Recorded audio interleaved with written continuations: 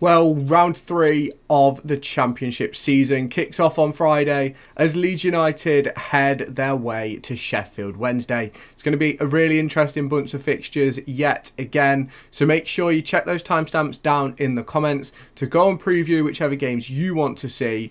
But shall we now get straight into it? But before we do that, make sure you hit that subscribe button down below and turn on that notification bell. Let me know your thoughts and predictions down in the comments as well. Make sure you stay tuned to the channel for all the latest Championship, League One, matchday previews and reviews that are going to come out across the course of this season. There'll also be a bunch of Derby County and transfer content as well. And hopefully in the near future, we're able to get some live streams going. So shall we get into it? So starting off with the first game of the weekend, it is Sheffield Wednesday as they host Leeds United at Hillsborough. Now, Sheffield Wednesday started this season in some magnificent form with a 4-0 victory over Plymouth Argyle. Now, the big problem which then came with that was overconfidence as they again got absolutely thrashed by Sunderland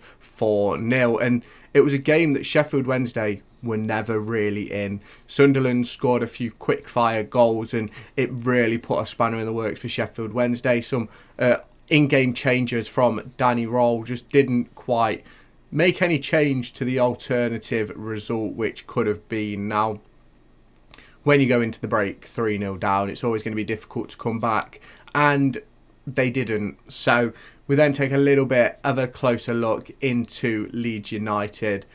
2 0-0 draws in the league this season, as well as a 3-0 defeat to Middlesbrough in the Cup. For me, I think Leeds have started nowhere near the level people were anticipating. I think, obviously, yes, they've lost a lot of talent this season, but for me, they still have a squad that is capable of winning this division. And I think so far, Daniel Farke could be the first manager to actually get the sack this year. If these draws continue, I think if they haven't won by the international break, I think questions will begin to be asked.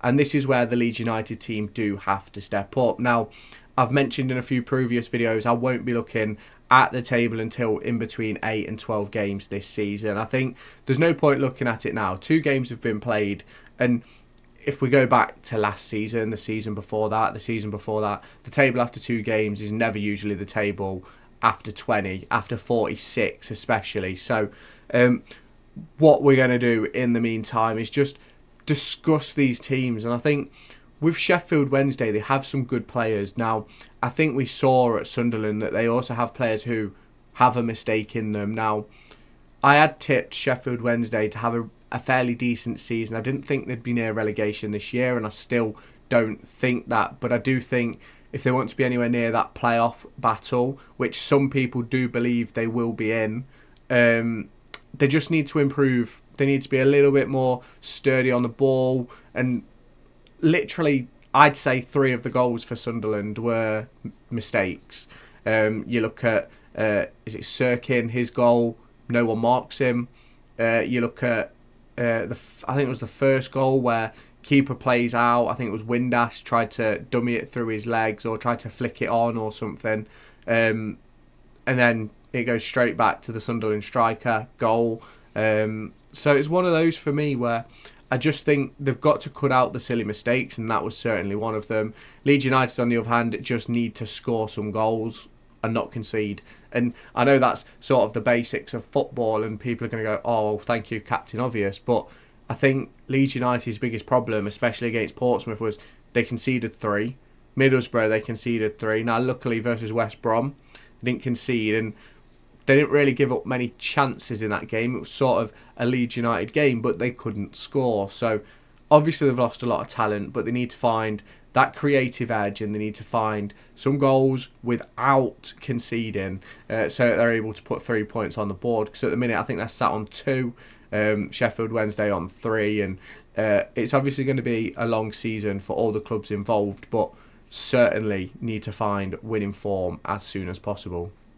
Next up, in round 3, we have the early kickoffs on Saturday morning as Bristol City host Coventry City, and I think Bristol City, there is a lot to talk about, and there is a lot to like about Liam Manning's side, because you look at the performance from Max Bird at the weekend, and I think it just shows why Derby County was so keen to keep him. It shows why so many clubs were keen on bringing him in, and I think Bristol City have really taken advantage of Derby County over recent seasons with the signing of Jason Knight. Hayden Roberts was a target of theirs after his loan spell there, and then picking up Max Bird as well. And I think they're getting to grips with what could be an excellent midfield. Now, obviously, Hayden Roberts doesn't necessarily play as much, but it's certainly going to be interesting for Bristol City to keep that going and see how long they can keep their run of scoring so many goals up. And you look at Coventry City, and I think they're sort of in a position where they're not necessarily rebuilding, but they're finding ways to work this season. And obviously Bristol City in their first game, a 1-1 draw, lost to Coventry in midweek in the Cup, but then a 4-3 win versus Millwall in what was a really, really good performance from Bristol City. They'll obviously hope to drop down in the conceded goals, but they'll be happy with the victory. Now, obviously, Coventry City taking that midweek win into this game as well. Obviously, it was only a cup tie, so there is a lot that can change heading into this game, and that's what everybody needs to acknowledge, but you can't ignore that game. Obviously, if we're talking about Coventry City's league performances, it's a loss to Stoke City and a 3-2 win over Oxford, and it was a last-gasp 3-2 win as well. Now, I think with obviously these two sides, I think Coventry City, I think I've put them in the playoffs in my predictions, and I do think that's where they'll end up when this season has run its course. I think Coventry are a really good side under Mark Robins, and obviously over the past few years they've lost some really, really important players, and that's something which is going to have to be discussed, and how they develop over the course of the season. Now, obviously from where Coventry have come from to where they are now is absolutely magnificent, and if you look at this Bristol City side, they've always been sort of a mid-table team, and I do think that Bristol City have potentially found their missing pieces of the jigsaw, maybe with bringing in Max Bird and Armstrong. I think if they can keep up how they've been playing so far, I think they could have an excellent season. So obviously, it is only game 2 heading into game 3, but there's a lot to like about Bristol City and certainly a lot to like about Coventry. Next up then, another early kick-off, and it is Hull City versus Millwall. Now, you can see a few injury doubts on screen, but I think both of these sides are going to be sort of hoping that they can come away with something from this game. Because if you look at the performances so far, Hull City are yet to win this season. 2 1-1 draws.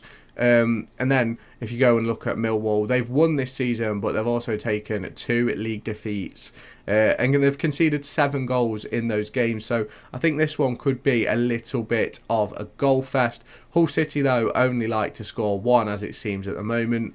But that 2-1 defeat in midweek's Sheffield Wednesday is one which they won't exactly be impressed with. But the 1-1 draw to Plymouth, they went behind. And to be fair, they came behind to pick up a point, and they've picked up 2 points in the division this season. So far, they'll be ahead of Millwall in the table. But as I've said a few times, the table doesn't really mean much. Now, when we go on to Millwall, they've brought in, obviously, Macaulay Langstaff. And I said in my preview that I didn't particularly think he fit what Neil Harris was trying to do at Millwall. And I am still unsure what the situation is and how Neil Harris actually has this job, because I don't necessarily believe he's the right person to take Millwall forward.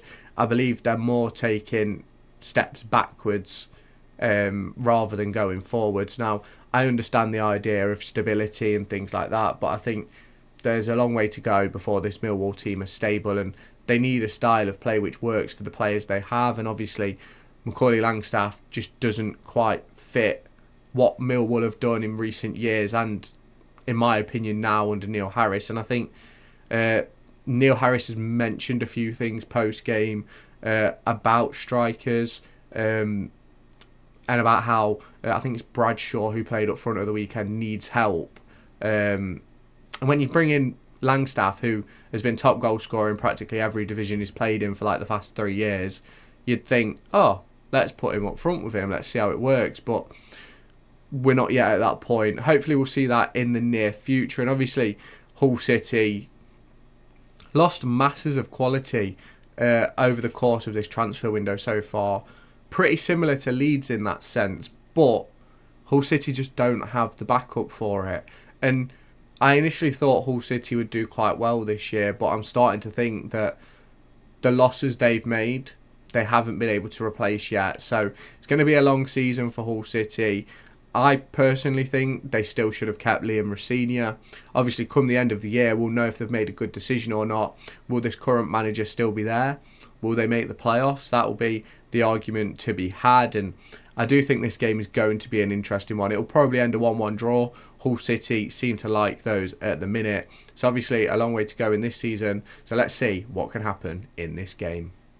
And another early kickoff as QPR face Plymouth Argyle. Wayne Rooney heads to Loftus Road, and it's going to be interesting to see how this one goes. Obviously QPR without the suspended Jack Colback, who got sent off, I believe, for 2 yellow cards in the previous game. If you want to go and check out all my match reviews from round 2, make sure you go and check that out. That'll have come out on Monday. But obviously this one is going to be fairly interesting. Obviously QPR have brought in some really good players so far this season. Obviously the likes of Karamoko Dembele, who got off to a good start at the weekend.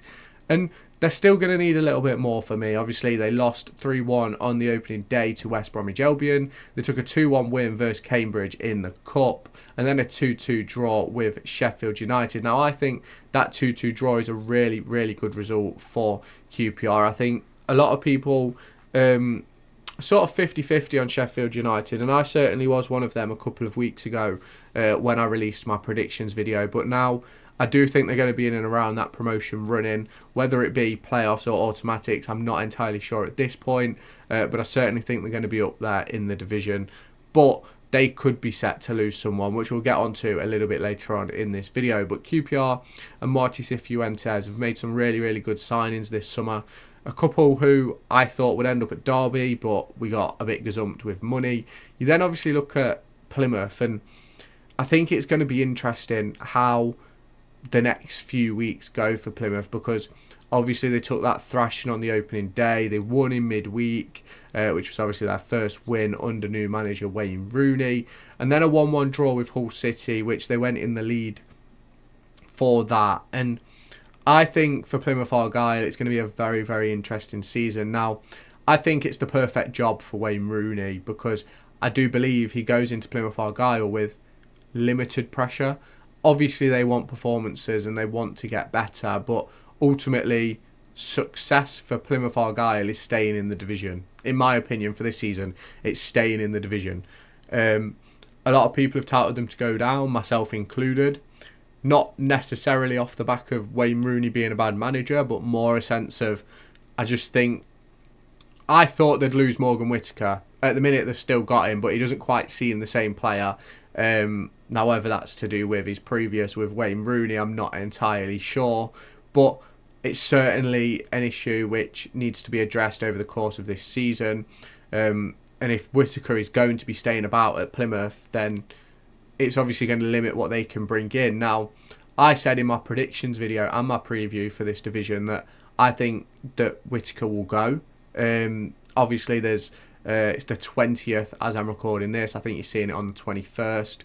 And it's just one of those for me where I really do think that for the betterment of Plymouth Argyle, they'd be better to let him go for 15 million and recoup that and build it into the squad than keeping him, and then in a year's time he'd be worth 5 million or even less, depending on how this season goes. Because obviously at the moment I think his stock's at an all-time high. I don't think it's ever going to get much higher unless obviously he makes this move to, I think it was Lazio were interested, I think Sporting were interested at one point, and obviously there was a couple of Premier League clubs sniffing around, but that's when you get the stupid money really of where he might have been 20-25 million because he's English. So it's one of those for me where I personally think Plymouth Argyle should let Whittaker go. Obviously let me know your thoughts down in the comments. I know it's difficult to replace players like that, but I think they could have a more well-rounded squad rather than having one player that is sort of the focus.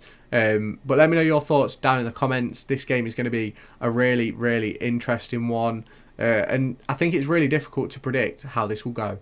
Blackburn Rovers host Oxford United at Ewood Park in the first 3 o'clock kickoff of this weekend. Now, this is going to be a really, really interesting one for me. Blackburn Rovers have recently been reported to have put their name in the hat for Jay Stanisfield from Fulham. Now, I personally think that if they were to get Stanisfield, it sort of replaces Sammy Szmodics in sort of a different capacity, obviously, because Szmodics was more of a, like, I'm going to say 10.5. It wasn't necessarily a 9.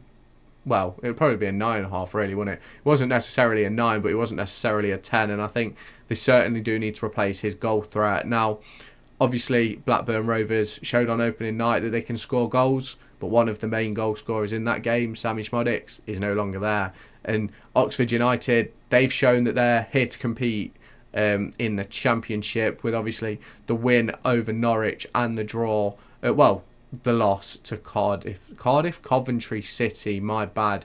And a lot of people will go to that Oxford game and think, obviously they'd have taken a point out of it, which I think many people would, but to compete on the level that they did, I think was very, very good. I think it showed a lot about Oxford. A lot of people will talk about lack of chances and percentage of the ball and things like that, but I think if you go and look through Des Buckingham over the course of last season when he was in charge, and you go and especially look at that playoff final versus Bolton, they did it really well, where they gave up the ball to get themselves in better positions for counter-attacks and things like that, and that's something which obviously teams are going to have to work against over the course of this season. But I think Oxford United have done fairly well to start off this season. And if we obviously look, they've obviously picked up 3 points so far. And obviously that win in midweek versus Peterborough in the Cup. Norwich obviously picking up a 2-2 draw versus Blackburn Rovers. Blackburn Rovers obviously had that 6-1 win versus Stockport in the Cup.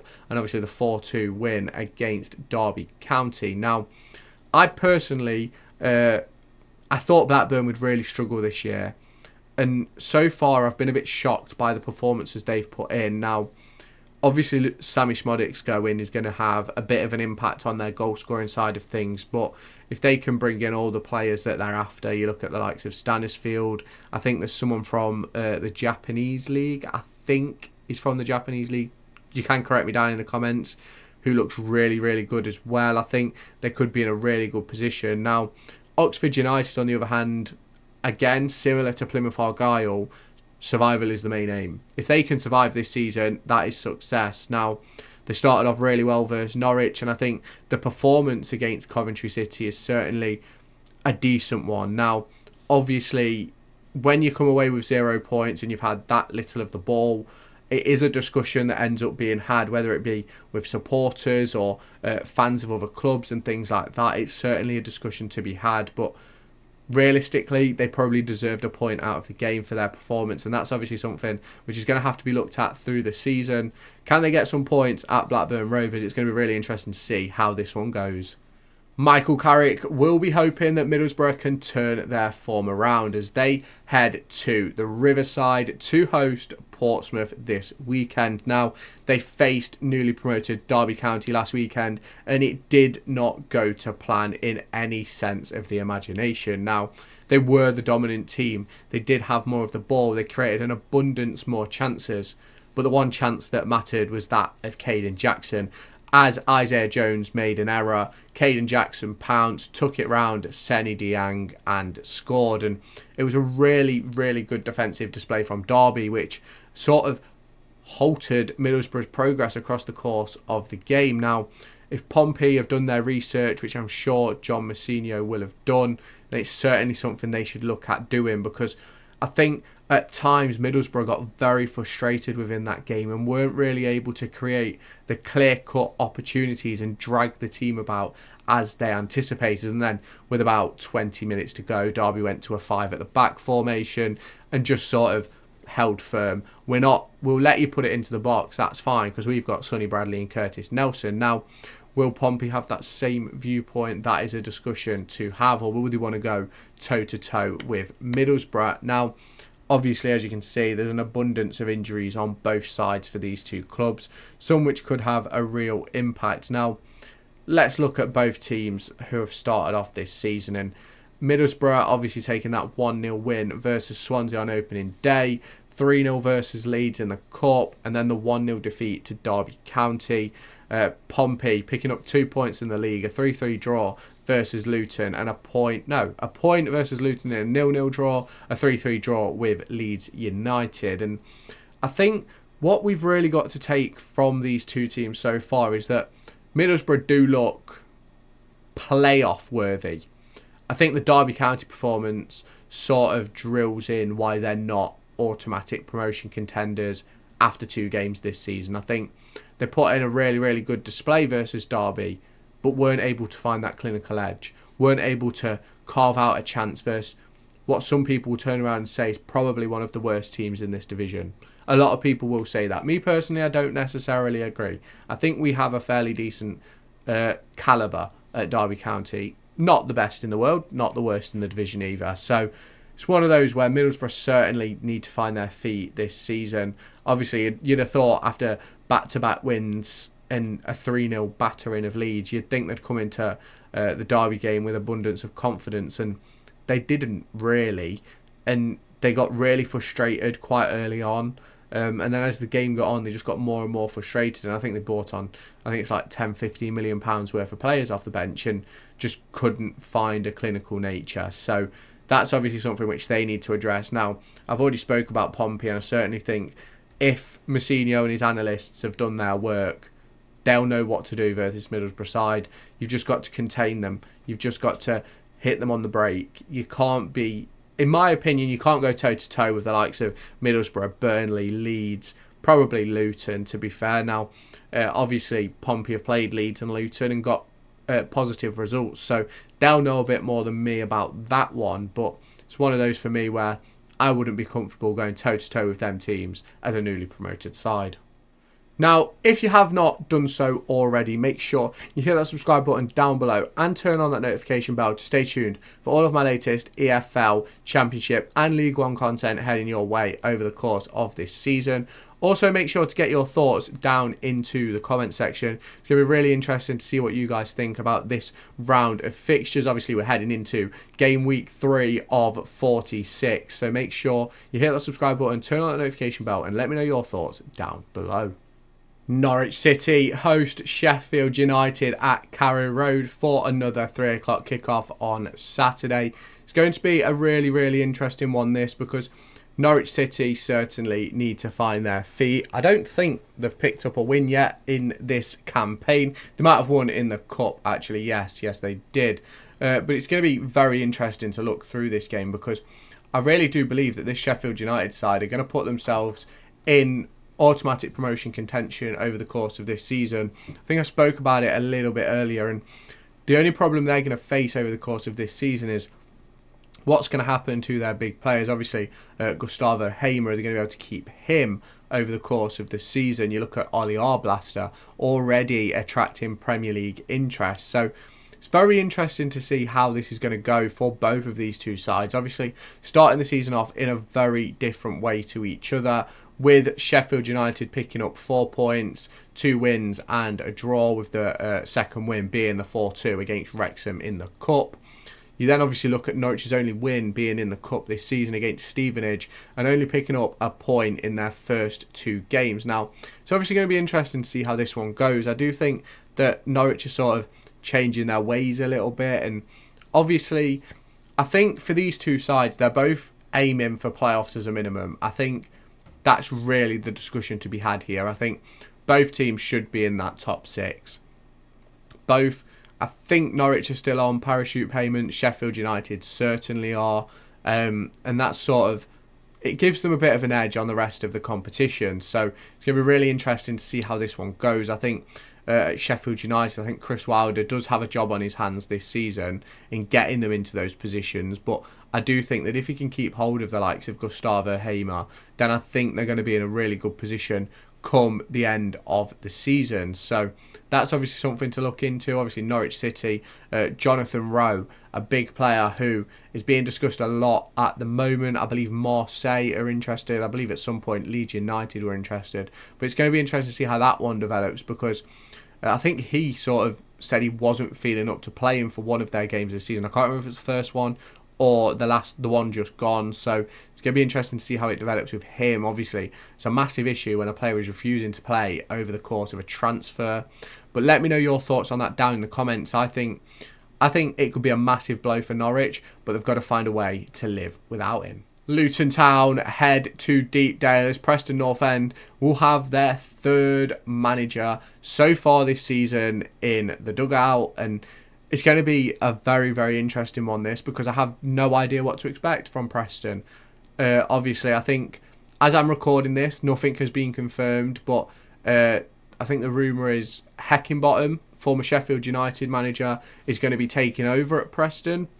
Will he be in by the time you see this video? Let me know down in the comments if that's been announced. I'm really interested to hear what you guys obviously think about that one.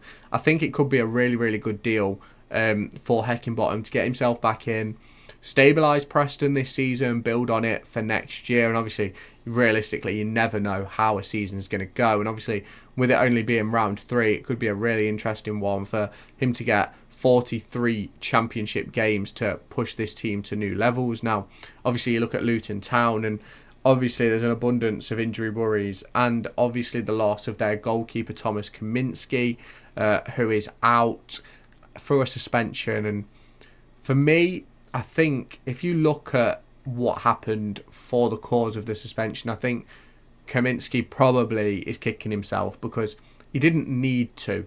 It didn't need to be like that, and he could have stayed on the pitch. They probably would have won that game as well. So it's dropped points, and he'll probably have to take the rap for that. But if we look at the start of the season for both sides, obviously Luton have lost versus Burnley, drew versus Pompey, and then you've got obviously Preston North End, who have lost their 2 opening games and beat Sunderland in the Cup. Now, I think it's a difficult one to call this, because I've got no idea what to expect from Preston North End. Even if Heckingbottom comes in, it's not necessarily, well, it is a completely different side to the one he's used in previous years with obviously Sheffield United and things like that. But it's sort of, how many days is he going to get to prepare the squad? Is he going to stick to what they know, or is he going to try and change things as the season goes on? It's an interesting one. You can obviously let me know your thoughts down in the comments, but I really don't know what to think about this one. At the Bet365, Stoke City host West Brom, and Stoke are looking to get a new striker in after Sam Gallagher's injury, after his recent signing. Will they have that done by this weekend? Let me know your thoughts down in the comments. West Brom are a team who, realistically, if you looked at their squad, I probably wouldn't put them in playoff contention. But when you look at their manager, I think it's really difficult not to put them into playoff contention. I think Carlos Corberán is probably one of the best managers in this division over the course of this season, over the course of any season he's been in. I think he always seems to punch above his weight with whatever squad he has available to him. And I think that's obviously something which the West Brom fans can take into every single game. Now, a lot of you probably know Tom Garrett, and I think he says a lot about West Brom at times, and I think West Brom are a fairly good team, if we say it quietly. And I think with the way Corberán coaches and the way he gets his teams playing, I think this West Brom team could be a playoff contender, certainly a playoff contender under Corberán. And obviously they bring in some other players over the course of the next few weeks. It could even be better than that. Now, obviously, if we look at the start to both teams' seasons, it's 4 points for West Bromwich Albion, with a win over QPR and a draw versus Leeds United. They obviously lost 2-1 versus Fleetwood. Now, it was a massively changed side, so that's something which, for me, a lot of the time I try and ignore the cup results, because some teams make 5, 6, 7 changes, and I don't really think it gives a true representation, especially in the early rounds. Now, obviously, Stoke City, 1-0 win over Coventry, 2-0 versus Carlisle, both wins, and then a 3-0 defeat to Watford. And Obviously, Tom Cleverley's doing well at Watford to start this season, and obviously Steven Schumacher won't have liked that result, but you can only bounce back in your next game, and that's what they've got to do against West Brom. It's not going to be an easy one. It's going to be really, really tough for them. But I probably think this one's going to end in a draw. I think both sides will be happy with that. I think Stoke City are certainly trying to find their way this season. West Brom sort of have a style that they're known for over the course of Carlos Corberán's reign, and I think that is obviously going to continue as this season progresses. So let me know your thoughts down in the comments. I think this one's going to be a draw, but I'm not entirely sure. At the Stadium of Light, Sunderland go to Burnley, and two of what you could probably say are the in-season favourites at this point in time. Sunderland have started really, really well, and so have Burnley. Now, Burnley do have a couple of ongoing issues off the pitch. The likes of Dara O'Shea, has he moved yet? As you're watching this video, as I am recording, he has not moved. Sander Berge is under contention for a move to Manchester United. Now, not entirely sure how I feel about that one. We've seen moves like that before by Man United, and will it be a good one? Who knows? Now, Sunderland have such a young core, and I've spoke about this a lot this season. If they can continue to develop over the course of the year, they could be one of the best teams in this division. And a lot of people have put them for automatic promotion. I'm not quite sure about automatic promotion. I think they'll be in and around that playoff hunt, but it's going to be interesting to see. Now, obviously, there's a couple of injuries to contend with for both sides. I think Sander Berge-wise, I think that one's sort of going to be more of a... Well, I don't think it's going to be a hindrance, let's put it that way. If he's moving on to Manchester United, there's not really much you can do about that, in my opinion. Now, Sunderland have obviously won 2 games this season, 2-0 versus Cardiff City and the 4-0 thumping of Sheffield Wednesday. They did take that defeat to Preston North End in the Cup, but it's going to be an interesting season for them. The youth that they have, and obviously they've brought in some experienced bodies this season as well, which will obviously help them develop this season, because it will really give the youngsters someone to lean on and something to lean on in games as well.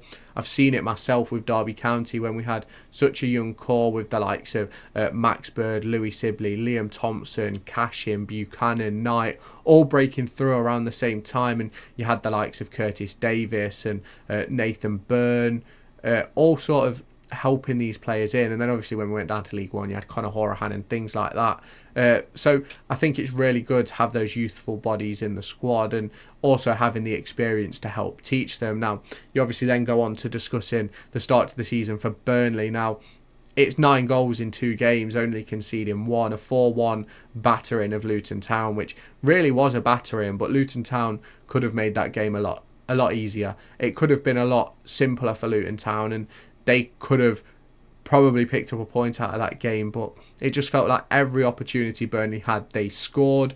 You obviously then go to the Cardiff game, and it's another sort of battering performance, and there was a lot of Cardiff City fans after going, but how are we supposed to compete? And I'm thinking, how are you supposed to compete? Look at the likes of Derby County, Oxford and Pompey, who have all got to face these after coming up from League One with lesser budgets than majority of these Championship clubs. And it's going to be difficult. It really is. And I think heading into this game, I think both sides would be happy with a draw. Obviously, they're both going to want to win. Of course, it's early days in the season, but I think a draw would probably be a respectable result for both teams. Now, the final 3 o'clock kickoff of Saturday's Derby County, who face Watford at Vicarage Road. Now, I will have a full, more in-depth match preview on this one on my channel tomorrow, so make sure you've hit that subscribe button and turn on the notification bell for that. I think it could be excellent for Derby County going into this game off the back of the 1-0 win against Middlesbrough, and what was a run of play sort of against the run of play win. Didn't necessarily deserve to go up 1-0, but we did deserve to hold on to it in the end, and that's something which Derby County fans can take into this game. Now, there is obviously a few things to discuss with obviously Jerry Yates. It says he's suspended here, but I do believe he is back available for selection. Blackett Taylor and Joe Ward I believe Blackett-Taylor should be back for selection this game. Joe Ward's been on the bench the last couple of games, so I'm not entirely sure why it says he's still injured. But the big discussion will be around the brand new goalkeeper, Jakub Vidal-Zetterstrom. Will he take the reins of that number 1 shirt straight away heading into this Watford game? Or as Josh Vickers' performance versus Middlesbrough earned him another opportunity? Now, my personal opinion, I'm going to discuss that in tomorrow's video. So make sure you've hit that subscribe button and turn that notification bell to stay tuned for that one. Now, I think this is going to be a lot more difficult than a lot of people realise. I think Tom Cleverley has got Watford playing some really, really good stuff at Vicarage Road. And I think they're a really, really good side. They've got some really, really good experience in their squad. Obviously some younger talent as well, which they're going to bring through across the course of the next few years if they get that long to keep the players. Now, if we do look at both teams' starts to the season, it's 3 wins in a row for Watford. 3-2 versus Millwall away from home. 5-0 versus MK Dons in the Cup. 3-0 versus Stoke City. All Watford results. And I think they're absolutely fantastic results for Watford and for Tom Cleverley. And you can obviously let me know your thoughts down in the comments, but I certainly think they're a team to watch this season. I think they could really become a dark horse. I don't think I've put them anywhere near high enough compared to how they've started this season, but as I've said a few times already, we're only heading into round 3. There's 44 more games as we speak today, and that's going to be a real big conversation of if they can keep it up. Now, looking at Derby County, started off defensively sloppy, really, really struggled in that game versus Blackburn, bar about 20-25 minutes, and I think it's disappointing that that result ended the way it did because it put a real downer on the start to the season. Obviously, going into Chesterfield, I still don't think the Chesterfield game was a great performance, but came away with the win with a really nice goal from Liam Thompson. And the Middlesbrough performance, it wasn't necessarily we were the better team at any point, but we defended resolutely. We lost 2 of our best players in Kane Wilson and Aaron Cashin after about 20-25 minutes. So we had real problems. We had to make, I think it was 2 changes before the break. And it was difficult. Obviously David Ozo came off, I think, with cramp, who was probably one of our better players in that game as well. So it was a really interesting one, and Derby County held out for the win, which was obviously massive for them and their season, and obviously for Paul Warne as well, because there's obviously going to be critics on Paul Warne this season. A lot of people know his reputation, especially the Derby fans, for Championship performances, and that's something which has to be addressed over the course of this season. If he can keep Derby County up, that is a successful season, but then what he's got to do is build on that, and we need to become a stable mid-table team in the Championship. The final game of this preview is the Welsh Derby. Now, I bet it's not even called the Welsh Derby, I bet it's called something else, but Swansea City face Cardiff at the Swansea.com Stadium. Now, both teams suffering a whole host of injury troubles heading into this one. Now, obviously I know a lot more about Derby. Some of these injuries may be wrong. Let me know in the comments. But I don't really know what to think about either of these two sides at the moment. And if we look at, obviously, the results, Swansea City got beat by Middlesbrough on the opening day. Probably an expected defeat in a way. Middlesbrough are supposed to be one of those challenging for promotion this year. Obviously, then 3-1 win against Gillingham, and then a 3-0 win against Preston North End. You then look at Cardiff City, who their only winning game this season is against Bristol Rovers in the Cup. Lost 2-0 to Cardiff City. No, lost 2-0 to Sunderland, and then lost 5-0 to Burnley. And I think it's an interesting one because I don't think form really plays into a derby, especially early on in the season. I think it could be a very, very interesting game. I think obviously both teams are still trying to improve their squad with transfers, but it's going to be interesting. Very, very interesting one. This one happens on Sunday at 3 o'clock, 25th of August. Make sure you tune in for it. Let me know your thoughts on how this result's going to go down in the comments. Now, we've been through all the Championship fixtures in this video. Let me know your thoughts and score predictions down in the comments. Make sure you've hit that subscription button and turned on that notification bell to stay tuned for all of my latest content in the EFL, whether it be Championship, League One, or mainly Derby County. Make sure you've got that notification bell on to stay tuned for when it drops. Make sure to go and find me on TikTok, pictured here, and Twitter, pictured here. These are the places where I'll keep you all up to date with all my upcoming videos and my thoughts and feelings around the Formula 1 and football weekend.